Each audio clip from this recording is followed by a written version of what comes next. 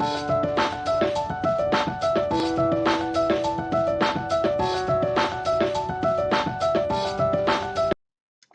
what is ideal utilitarianism? Ideal utilitarianism is introduced by Hastings Rachel.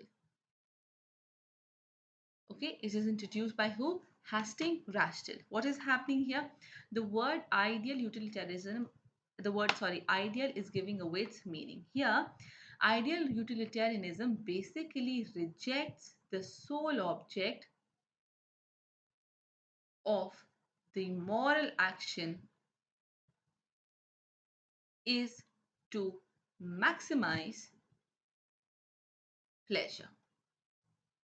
Very important. What are we talking about? We're talking about ideal utilitarianism, which basically rejects what? That the sole object, the only object of the moral action is to maximize pleasure. So this is a principle that they do not hold, they do not hold, right? They do not work in accordance with this principle. What is the common principle under utilitarianism? That an action must lead to the maximum happiness of the maximum number of people. Here, ideal utilitarians reject that the sole object, the only purpose of the moral action is to maximize pleasure. So they're simply rejecting it. Okay. So according to the ideal utilitarians, or how Rachel has basically proposed, the moral worth of an action is determined how? Let's understand. So the moral worth of an action is basically based on not the outcome, not the rule, but what? It is based on values. It is based on values. Is this clear? So this emphasis here is, let me change the color so that you remember. The conclusion here is that values must be maximized.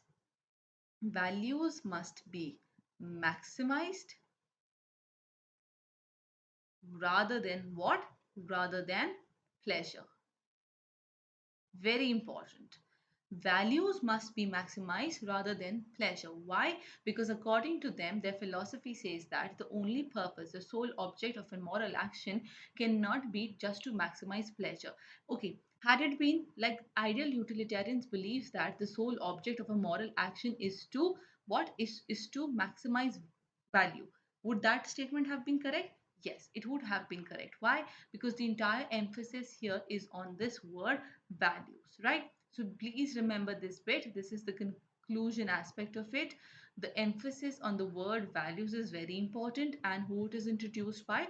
Hastings Rachel, right? Now, the next is preference utilitarianism. Let me make some space for it. Okay, preference utilitarianism. Now, preference utilitarianism is also famous by another term which is called preferentialism.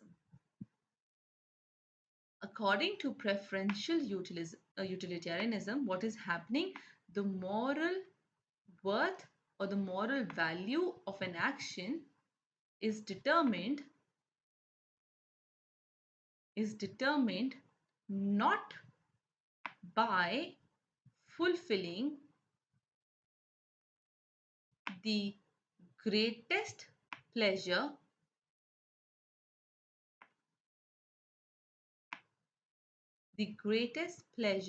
of the greatest number of people.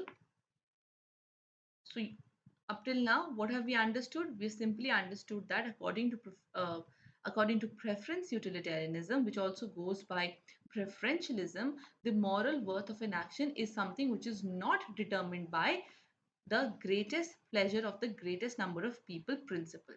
So what is it determined by? It is simply determined by fulfilling greatest amount of personal interests. Very important. It is by what? Let's read the sentence in totality now. So preferentialism talks about that the moral worth of an action is something which is not determined by fulfilling the greatest pleasure of the greatest number of people, but by fulfilling the amount of personal interest. So amount of personal interest is what they bring into the picture. Like it was values for what we did above, ideal utilitarianism. Under preferentialism or preference utilitarianism, it is what? It is personal interest. So how do we summarize this? We can simply summarize preferential utilitarianism by saying that the moral worth of an action or the moral value of an action is based on utility. It is based on utility, and this utility is not what that which works for all people. Rather, it is defined in an individual. It is defined in an individual preference, or it is defined as per what? Personal interest. So these terms are very important. Individual preference is how the term utility has been understood under preferential utilitarians. Is this clear? Very important. I hope this is making sense to you. The new words that we are introducing with every kind that we're discussing is important. Along with that, the different ways of addressing the same concept, its other names, the name of the philosophers concerned, that is very important. Okay.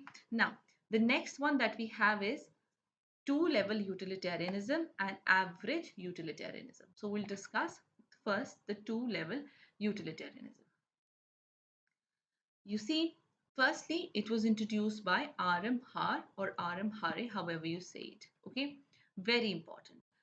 Two-level utilitarianism. Also, by the way, the philosophy of R.M. Har is something that we have already taken up in the previous lectures, where we have discussed universal prescriptivism. I told you the nature is that it is universal, and the kind of it is that it is prescriptive. It is telling us what ought to be done.